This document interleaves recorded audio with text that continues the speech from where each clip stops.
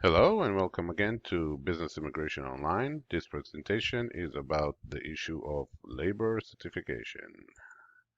What is it? What is labor certification? It is a test of the labor market to see if a minimally qualified U.S. worker exists in the area who is willing and able to perform the duties of the offered position. That is the short description. Why is it needed? Because the Immigration Nationality Act states that everyone who's coming to the U.S. permanently to do skilled or unskilled labor cannot come unless they receive a certificate from the Department of Labor that no U.S. worker is willing, able, and available um, for the position that they're coming to perform. Why is the labor certification so dreaded by employers? Part of it is historical. The perm has been with us, or the labor certification has been with us for a very long period of time. It used to be very, very lengthy, cumbersome, and unpleasant, and that have changed somewhat. Now it's just very lengthy and not very, very lengthy, but it's still uncertain and still has a peculiar set of issues affecting it that make employers bristle when they have to deal with this. Mostly and inherently, labor certification entails a lot of uncertainty, and uncertainty is something that businesses don't really handle very well in many situations, especially with regard to hiring, where when usually the uncertainty is relatively low. Some reasons beyond that inherent uncertainty exacerbate the severity of difficulties this process entails. First of all, it's very expensive comparing to normal recruitment, which is what regular employers are looking at. Um, the process is expensive because it's very demanding in terms of personnel, in terms of time, and in terms of money. Some of the measures that someone has to take in order to perform the labor certification recruitment is to post job in Sunday ads, which most employer nowadays don't do, and which can cost thousands of dollars to place, this tiny little wanted ad in the New York Times or in other big newspaper for 2 Sundays. It can be $3,000, $4,000 a fare. And there are additional, as we saw, things that need to be done in order to get it certified. Um, the process also seemed completely otherworldly for many employers because it's so unrelated to the way they do business usually. First of all, they already know their market.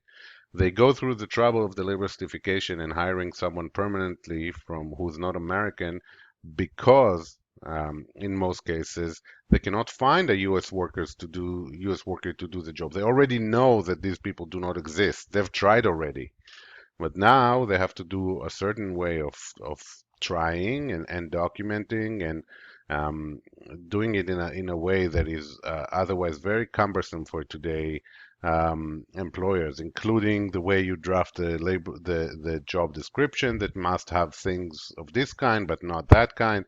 Employers usually try to hire the best employee, not the minimally qualified, and perm sticks to the minimally qualified standard because, again, this is not recruitment. This is a test of the labor market that use some of the same methods of recruitment. There are more aggravating circumstances. One of them is that the employers have to do everything upfront, pay all the money, run all the ads, spend all the time on reviewing application and all that, and then file with USC with DOL and wait for DOL to adjudicate it. If anything is wrong, it's already too late to fix it in most cases because the Department of Labor will take several months until they get to review the application, and at that point, many of the recruitment that was done will be stale. Remember, all the recruitment has to happen within the 180 days before the time of application, and in any event, the employers in many cases need to guess how to do it because the regulation um, try to be specific, and they're fairly specific, but still there are a lot of holes and a lot of avenues where employers can go, and the Department of Labor can later say, no, we don't think so. We don't think this is the right way, and therefore your application is denied. There's more reason. The Department of Labor did not or does not provide very definitive guidance for all aspects of the labor certification. There is anecdotal FAQs, which become fairly elaborate at some point, but some questions are not frequently asked. So they might be fatal or very detrimental to the case, but they're not might not be very common. In this situation and many others, the employer is walking in the dark, um, and that is again something very difficult because everything, the adjudication of the case by the Department of Labor is post-mortem after everything is done already. It's not in the process giving feedback so the employer can fix it up and actually try to do things the way the Department of Labor wanted to do. They have to guess or follow what they think is right based on previous cases, based on case law, based on the regulation, and hope that the Department of Labor see it in the same way. The Department of Labor also changes its priorities or develop new trends of what they like to review in an application. And they usually communicate this by starting denying application that they previously approved without a problem. And again, the law didn't change. They had just all of a sudden have a change um, in their policy of what they do it, of how they adjudicate petition, what they're looking for. So these things happen multiple times in the perm process. And again, the employer learn about this new trend when they see that their application was denied, and they hear from their colleagues that the same happened to them. Then they understand that there is a trend here, and they try to adjust.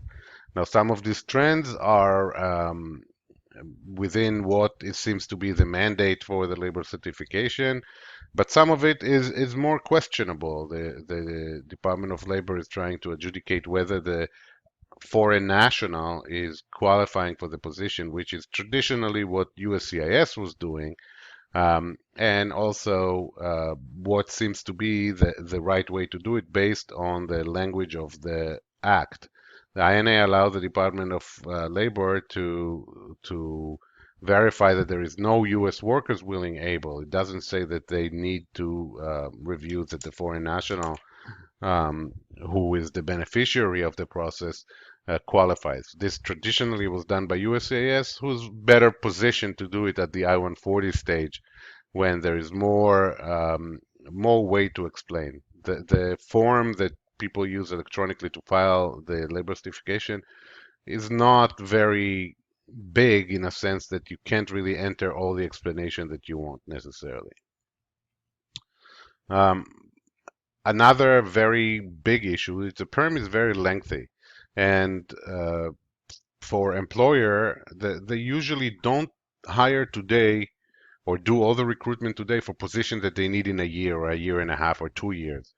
That is really crazy for most employers. So, but this is the time frame that the labor certification process forces them to think in, and this poses quite a bit of a problem and kind of make a lot of employers scratch their heads and like, oh my God, what are we going to do here now? And remember that throughout the process, the position must remain open for U.S. workers.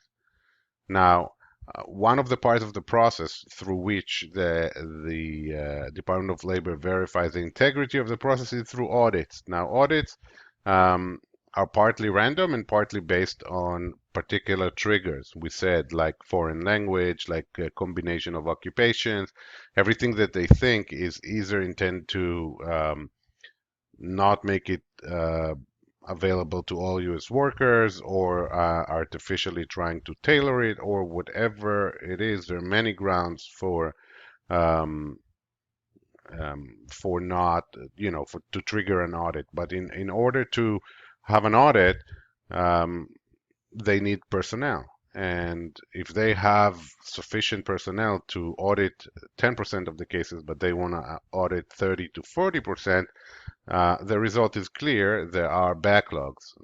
There are cases waiting on the analyst's desks to be reviewed, and then it means that if a case is selected for audit, you can add a year to the processing times. And that can be very difficult for many employers and foreign nationals.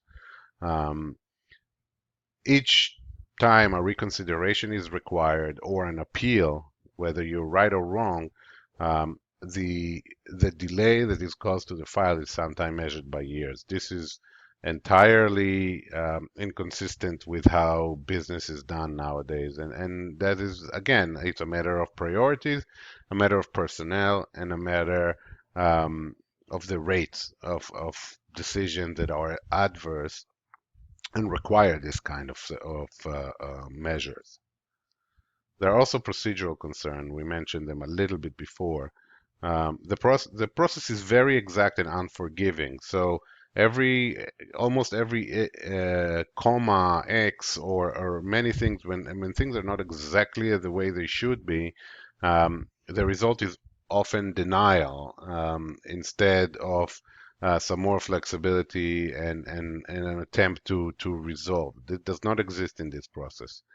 There is a strong preference for efficiency over due process. So um, the regulations are designed for the perm process to be um, easily reviewed by the Department of Labor on the expense of how accurate the discussion is between the parties in order to understand exactly where things are. So it's a very limited review that is actually possible. The preference is to be very strict and adhere to the form, and if it doesn't work, too bad, denied. Um, Also, there is very little transparency. The Department of Labor does not have um, a good way to reach its analysts to discuss issues with them. And also, it's very difficult to know where exactly in the process you are because there's no detailed information on their website or in their tracking system that can show a user or an employer where exactly they stand. Um, so these are some of the matters that really complicate the matter of labor certification and make the options that do not require labor certification much more attractive to most employers. Um, and not that they're all like risk-free, but the labor certification is a case of of an extreme uncertainty and other inconveniences. So while the process is absolutely necessary in many cases, and there are ways to get it through, and it's done all the time, the process has some inherent difficulties. Everyone um, who thinks of sponsoring a foreign national or work with organizations that do that understand.